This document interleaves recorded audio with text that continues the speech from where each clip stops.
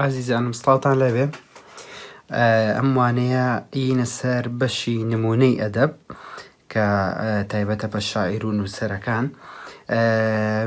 ئەوەی کە گرنگە ئەوەیە کە ئێمە ئەم جارەیان شاعیرێک ناخوێنین یان باسی ژیانی شاعیرێک ناکەین کە لاوانەکانی پێشوە هەموویان شاعیر بوون، بەڵام ئێوە لە ساڵەکانی پێشووتریش چەند ئەدیبێکی ترتان خوێنووە کە شاعیر نەبوون.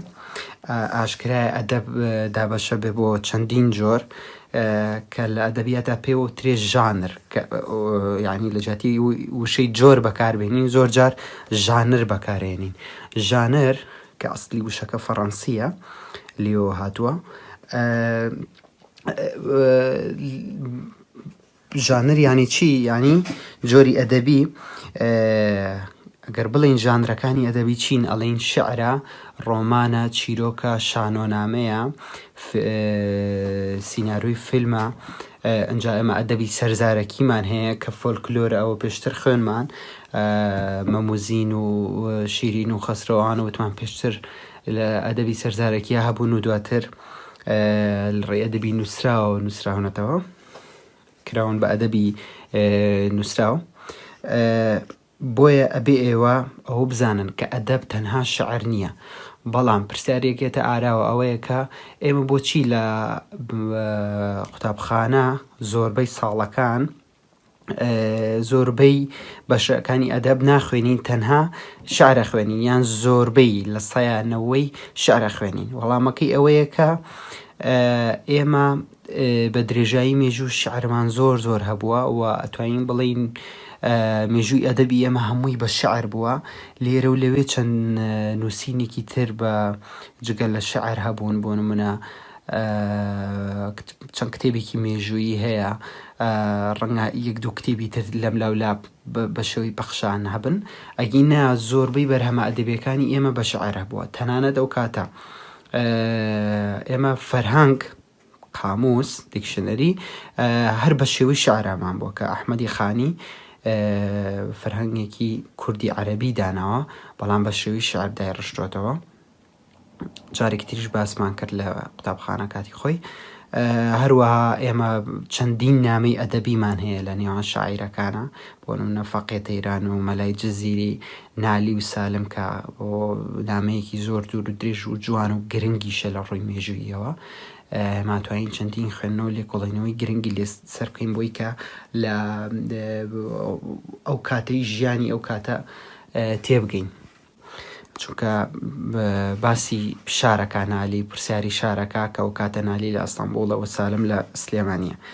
بەرحاڵ ئێمە چەندین بەشی ترمان ڕۆمانە، شعر، چیرۆک و ئەوانە هەر لە ڕێگەی شعرەوە گێڕاوەتەوە.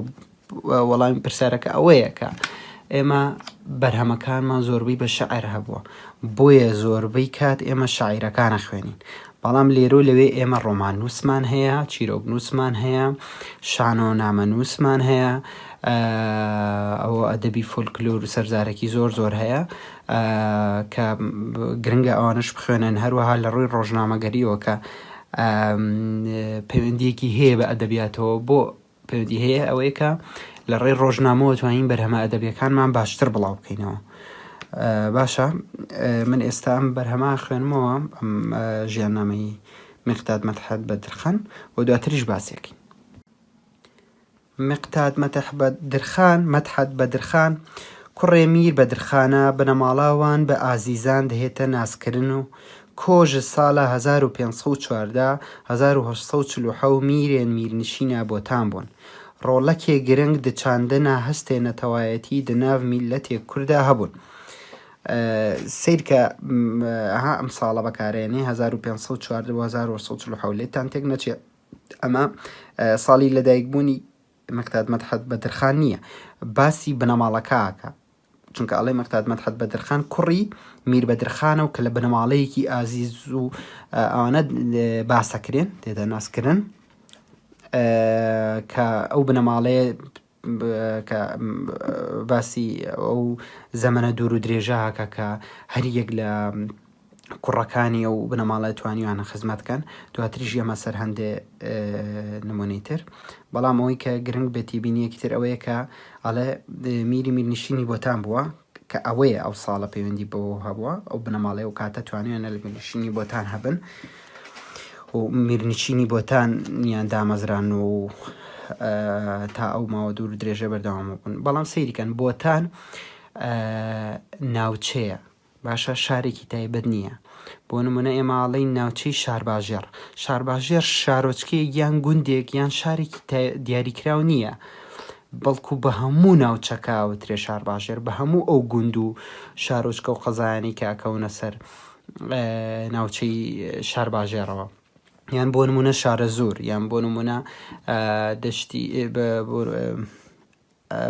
ناوچەی پشدەر و بتوێن کە ناوچەکانی ڕانیە و قەڵاتزی و ئەو دەوروبەراگرێتەوە ڕانی و قەڵاتزێ شارەکەن باشە شارۆچکەکەن قەزاکەن بەڵام بە هەموو ئەو ناوچەیە ئەوترێ پشدەر و بتوێن ئیتر بۆ هەموو ناوچەکانی تر بە هەمان شێوە بۆتانیش ئەو ناوچەیە ئەگرێتەوە بۆ منێ لە بۆتان شارێگەیە پێوترێ شارۆچکەیەکە شاری جززیرەی پێوترێ شارۆچکەی جززیرە کە ئەمە چەندین ئەدەبی ترمان لەوێ لەدایک بوون بۆ منەوەکو مەلای جززیری بۆیە لێتان تێک نەچێ بۆتان ناوچەکەیە و ئەیتر لەناو بۆتانە چەندەها گوند و شار و شارۆچکەی تریشەیە و ئەوان میرنشینەکان لە بۆتان دامەزراندووە باشە میربەدرخان پارێک تایبەت بناوێ خۆ بۆ ملیشینە بۆتان دەرخستە بوو سەرکەشی ڕۆژنامە وانێن کورد مەقتاد مەدحەت بەدرخان دەمێ هەست پێکری کۆمیلەتی کورد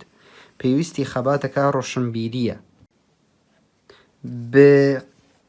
بفەرزانی ڕۆژنامەکە کوردی بەلاف کەت لێژ بەرکۆ سولتانێن عوسمانیە نەدەهێلا ڕۆژنامەوانیان ئازادیە هزر و بیران هەبیت و زانین و ڕۆشنبیری دناو جڤاگێک کوردیدا بەلاف ببیت مەقتاد مەدحەت ناچار بوو مشەختی قاهیرەی پایتەختی میسری ببێت و ڕۆژنامەکێ بەناوێ کوردستان لە وێرێ دەربێخیت وشەی جڤاگ زۆر بەکارێنێ کە بەمانای کۆمەڵ دێ یان کۆمەڵایەتی کۆمەڵگە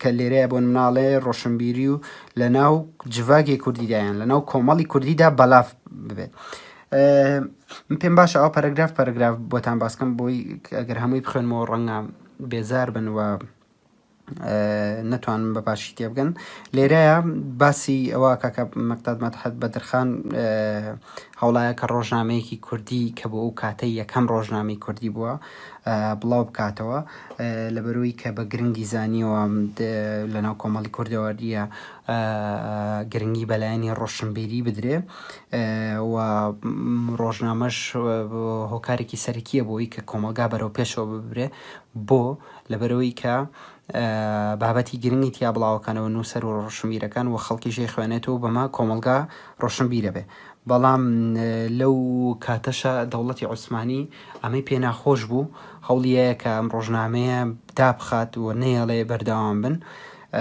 کە دواتەش هەر باسی ئەکات بۆیە بەردەوام لەم بێنەوبەردەیە هەبوون گروپێک هەبوون ئەیانویست کە ڕۆژنامە بڵاوکەنەوە گۆڤار بڵاوکەنەوە ڕێکخراوی و گروپ و حیزبی سیاسی دروستکەن بەڵام بەرەیەکی تیژە بوون کە یانویست ئەم هەوڵانی ئەمان سەرپێ نەخرێەوە نەکەوێتە جوڵە و ئیشی خۆی نەکە بۆیە بەردەوام ئەم دووبەرەکی ئەم ناکۆکیە لە بینی ئەم دووبەرەیە هەبوون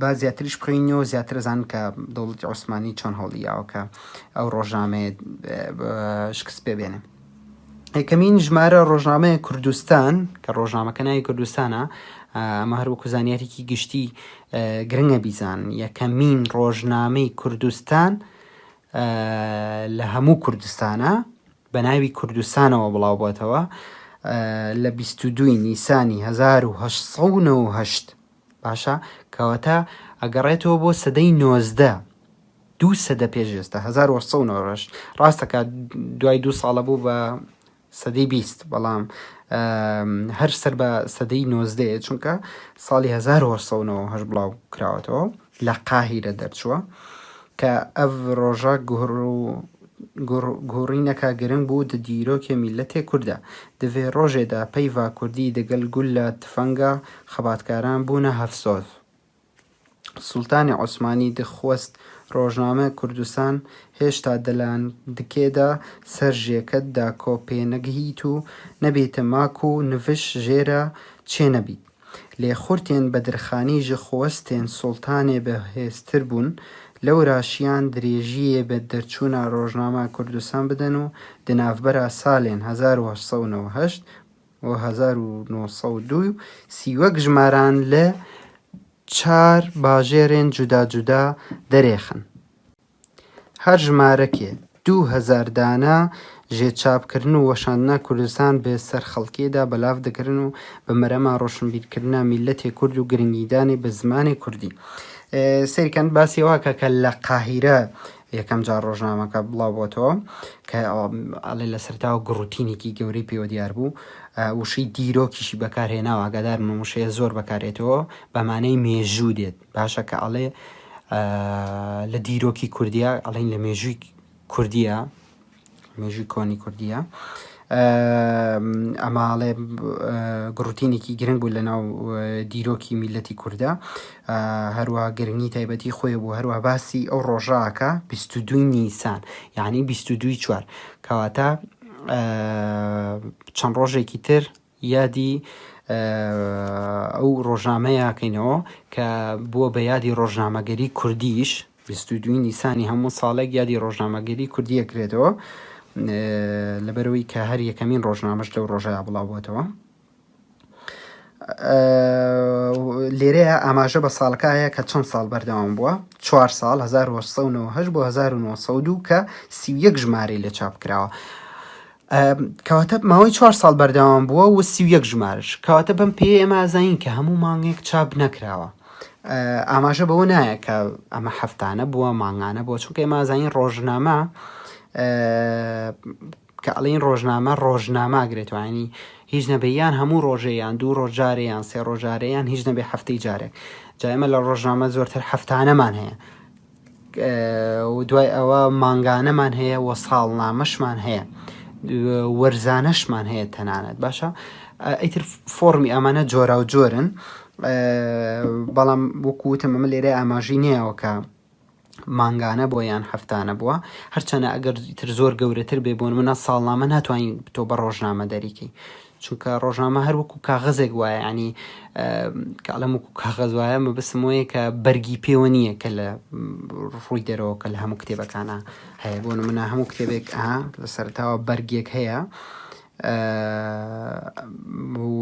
ناونیشانەکەیمان پێڵێ ئەگەر نووسەرێکی هەبێ چکە لەمەش هەر کتێبێکی تر بێ جا دواتر چینە ناوەڕۆکەکەی و پێڕستەی ئەوانە لە ڕۆژنامەیە ئەوە نییە گۆڤار ئەتوانین بڵین زۆرتر لە کتێبە چێ و ڕۆژنامە قەبارەکەی زۆر زۆر زیاترە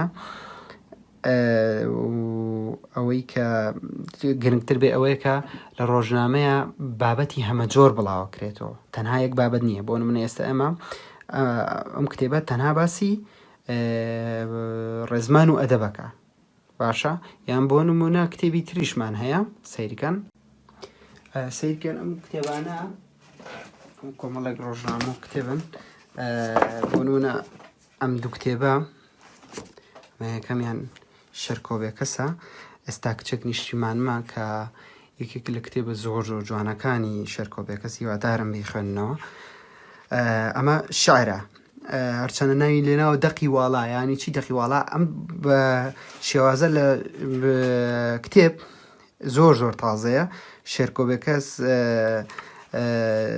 زۆر بەکاری هێناوە کە شعر کە چیرۆ کە شانۆنامەی کورد کە هەموو ئەوانە بەکارهێنەوە بۆیە ئەڵێ دەقی وەڵایانی تەنها شاعریتیانە بەڵام بە زۆری شعرە بەڵام لەگەڵەوە شاوکوتم کورتە چیرۆکی تایە شانۆنامەی تایە ئەمە هەموو کتێبەکە لەسەر یەک بابەتە و یەک نووسەریشی هەیە بەڵام لە گۆڤارەوانیە ئێستا بۆ نمونە ئەم کتێبەی بەختیار عەلیش هەر وەکو کتێب حسابی بۆکەین یادەوەری و زەمن هەمووی لەسەر یەک بابەتە بۆ نمونە بابەتەکان فەلسەفی و فکرین هەروە کۆمەڵە گفتوگۆشی تایە کە هەمووی لەسەر یەک بابەتی دیاری کراوە بۆ نمونە باسی کورد و فەلسەفاکە لێرەیە باز لە گەشەکردن لە نێوان دین و فەلسەفەیەکە بەم شێوەیە. بەڵام گۆڤار و ڕۆژنامە کۆمەڵێک نووسەر ئەینووسین. ئەمە گۆڤارێکە ساڵی 2009 دەرچووە، ناوی پەیڤینە. پەیڤین ئەمش پێڕستەکەیەتی کۆمەڵێک نووسەر نووسیوانە سیرکان، هەر یەکەیان بە بابەتێک بەشداریان کردووە. هیچ ئەمیر محەممەد شاعیری سویدی هاوچەرخ ئێڤا، ئەمە ئیتر وەرگێڕانە. هەموو ئەوانی تریش کە کۆمەڵێک نووسەرتیایە بەشدارن و کاتە گۆڤاری یەک کەس ناینووسێ، کۆمەڵە کەستیایە بەشدارە بن. ئەمەش ڕۆژنامەیە بەم شێوەیە چاپ بووە. ئاسەکەی ئاوا چونکە خاستەتی ڕۆژنامەوەیە کە زۆر گەورەیە، هەر لە لاپەڕی یەکەمەوە ئیتر کۆمەڵێک ناونیشان دەیەتێ و دواتر ئیتر لە لاپەڕەکانە ئەیخوێنیتەوە. حتمما ئێوەش خۆتان هەمووتان ڕۆژنامەتان دیوە. ئەمە ڕۆژنامەیەکی ئەندێشەیە، دەستگای ڕۆشنبیری ئەندێشە چاپی ئەکرا و کاتە، بەڵام ئێستا نەماوە.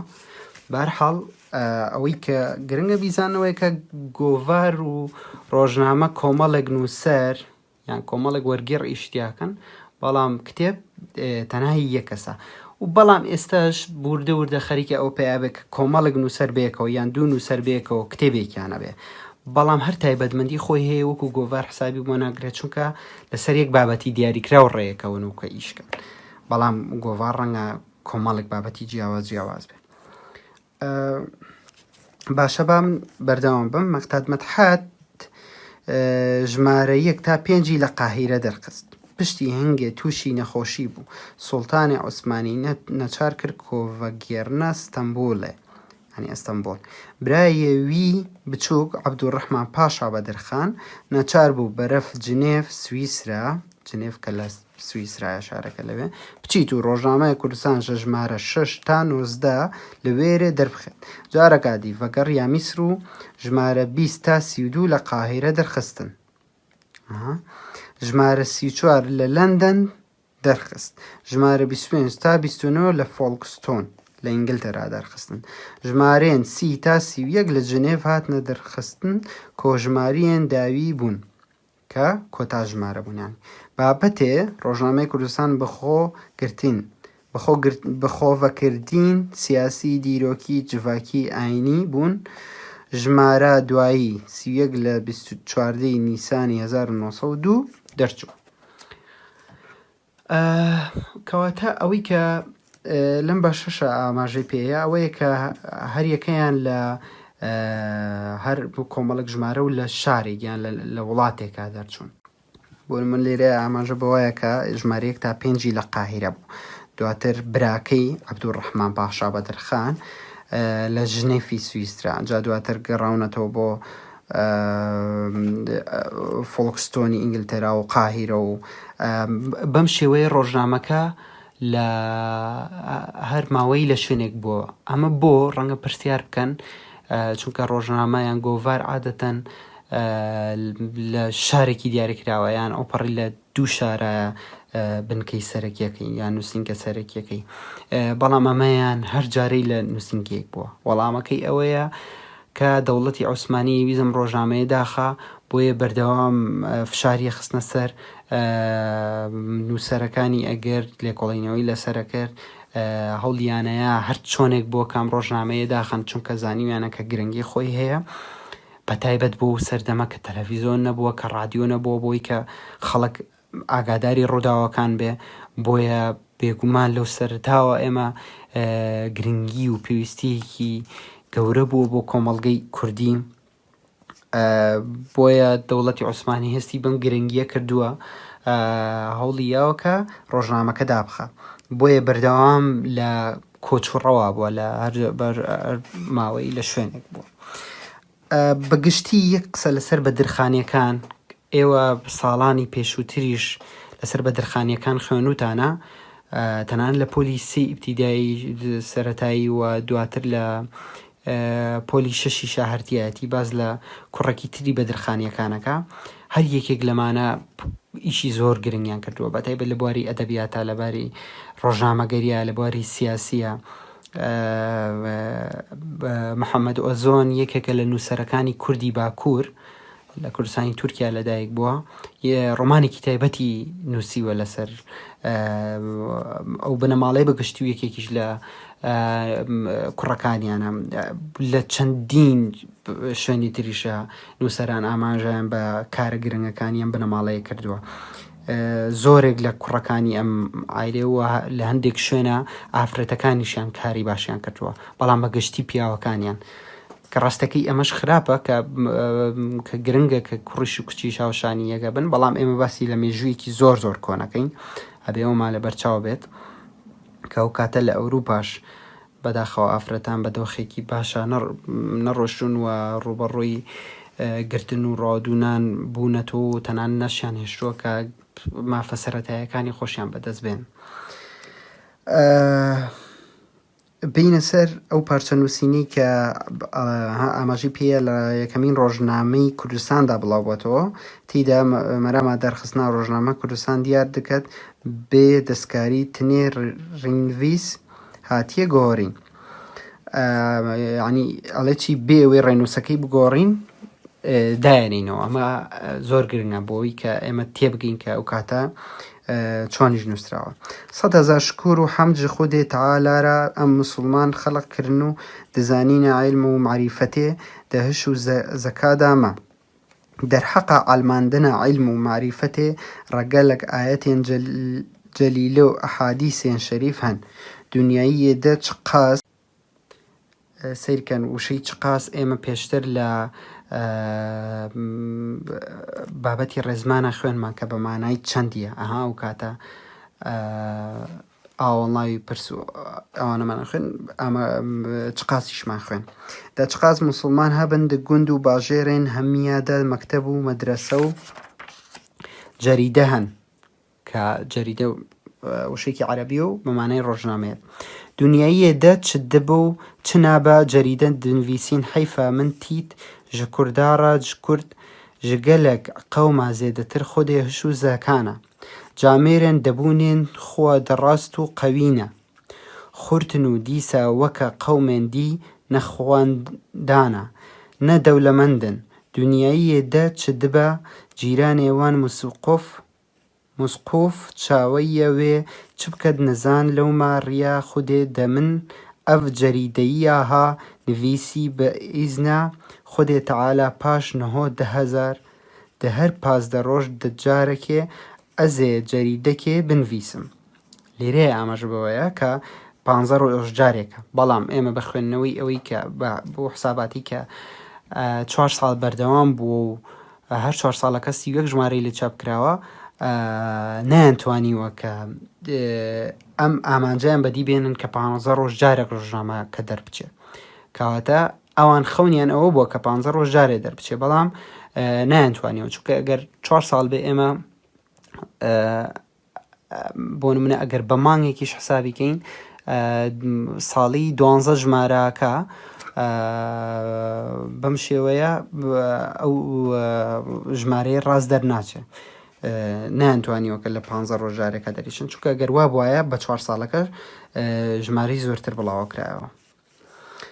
ناوێوی من کریە کوردستان دەوێ جەریدە دە ئەزێ بەحسا قەنجیە عیلم و معریفەتا بکەم لەکو دەرێ مرۆڤ دەعلمە لەکو دەرێ مەدرسە و مەکتەبێن قەنج هەنە ئەزێ نیشا کووردا بکەم لەکو دەرێش چ شەڕ دبە دەولەتێن مەزن چ دەکەن چاوە شەڕ دەکەن تجارەت چاوە دبە ئەزێ هەمیە حیکایەت بکەم هەتا نەهۆ کەسێ جەریدەک هوو لێ نەڤیسیە ئەف جەریدەیە منایە ئەولیە لەو ماوێ گەلک کێماییە هەبێت ئەز هیوی دەکەم کێماییە جەریدێ ji min ڕەبنڤیسین هەمی تشت وەکی نو چێ دەبن کێ من پاشی جەریدێ ji min ڕەبنڤیسین هەمی تشت وەکی نو چێ دەبن کێ من پاشی هینگێ دچە دکەوە ڕێدا ئەڤە ئێدی ئەزێ دەست بە مەقسەدێ بکەم.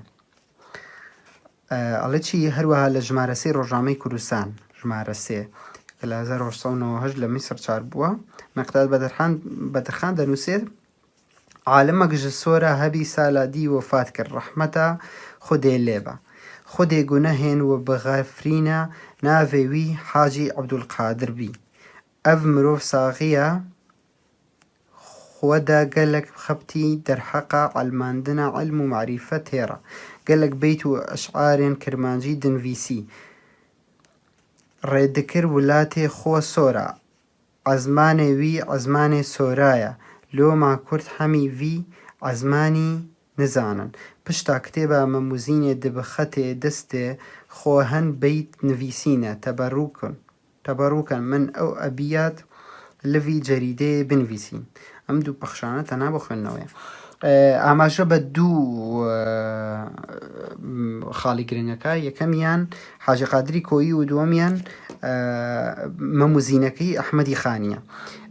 وەکو وتمان کە گرنگی ڕۆژنامە ئەوەیە کە لێکۆڵینەوە و بڵاوکردنەوەی دەقی ئەدەبی لەو ڕۆژنامانەیە بڵاوکرێنەوە بۆ نمونە شاعیرێک شعرێکە نووسێ لەو ڕۆژنامەیە بڵاوێکەنەوە ڕەنگە ئەو ژمارەی کۆمەڵە کەس بیخوێننەوە و بۆ ژمارەی داهاتوو لێکۆڵینەوە و ڕەخنە و سەرنجەکانیانی لەسەر بڵێن بەم پێ شاعیرەکەشە چێ ڕۆژنامەکە خوێنێتەوە ڕەخنەکانیان ئەخوێنێتەوە ئەزانێت کە چه غەڵەتێکی کردووە لەکوێ غەڵەتی کردووە بۆیە ئەچێتەوە سەری و هەوڵایە چاکی بکاتەوە.